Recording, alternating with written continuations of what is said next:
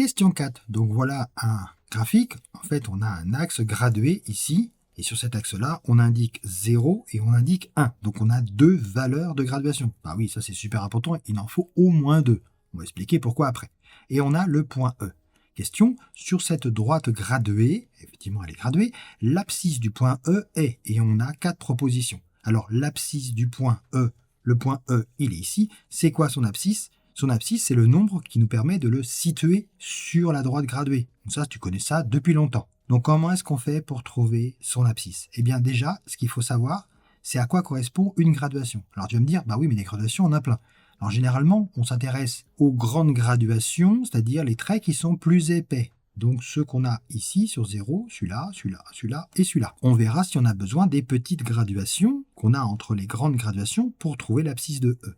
Bon, qu'est-ce qu'on peut dire de ces graduations qu'on a là? De 0 jusqu'à 1, on a combien de grandes graduations? On a une ici et une ici. Donc la question qu'on se pose, c'est on partage la longueur qu'on a ici entre 0 et 1 en combien de parts?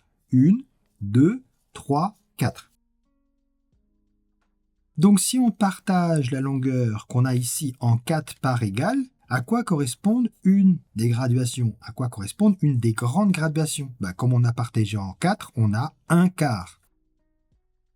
Voilà, c'est ça qu'il faut faire toujours quand on travaille avec des abscisses, c'est savoir à quoi correspondent les graduations. Une fois qu'on a trouvé ça, il n'y a pas de problème. Maintenant, comment est-ce qu'on fait pour trouver l'abscisse de E? Eh bien, on part de 0 et on regarde combien de fois on a un quart. Donc, combien de fois on a cette graduation-là? 1, 2, 3, 4, 5, 6 et 7. Donc, on a 7 fois le 1 quart. Si on a 7 fois 1 quart, on va simplifier ça, c'est-à-dire qu'on va écrire ça de manière plus simple. 7 fois 1 quart, c'est 7 quarts. Et voilà, on a trouvé la réponse. L'abscisse de E, c'est 7 quarts. 1, 2, 3, 4, 5, 6, 7 fois 1 quart. On peut écrire ça comment? On écrit ça en mettant la lettre E et entre parenthèses son abscisse, 7 quarts. Donc ça, en fait, c'est la notation de la lettre et de son abscisse. Donc en fait, si on devait répondre à la question, il faut donner la bonne réponse. 7 quarts, c'est où? C'est ici. Donc la bonne réponse, c'est C. Alors on va s'intéresser aux graduations pour se remémorer comment ça se passe. Ici, l'abscisse 5 quarts, c'est où? Eh bien 5 quarts, c'est 5 fois 1 quart.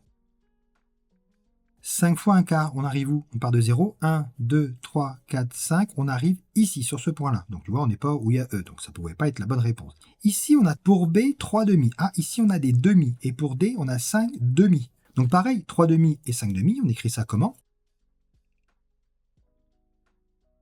3 demi, on écrit ça 3 fois 1 demi, et 5 demi, on écrit ça 5 fois 1 demi. Alors, le problème, c'est qu'il nous faut 1 demi. 1 demi, c'est quoi?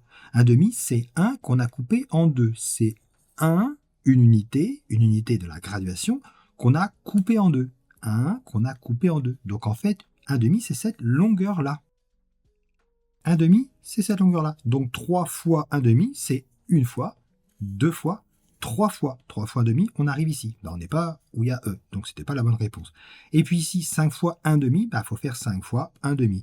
Donc 1, 2, 3, 4, hop, on sort du graphique. Bon, on est au-delà de E, donc c'était pas la bonne réponse. Donc voilà, on a fait un petit rappel sur ce que c'était que les abscisses des points sur un axe gradué. L'important, c'est toujours de déterminer combien vaut une graduation, une grande ou une petite, en fonction des besoins.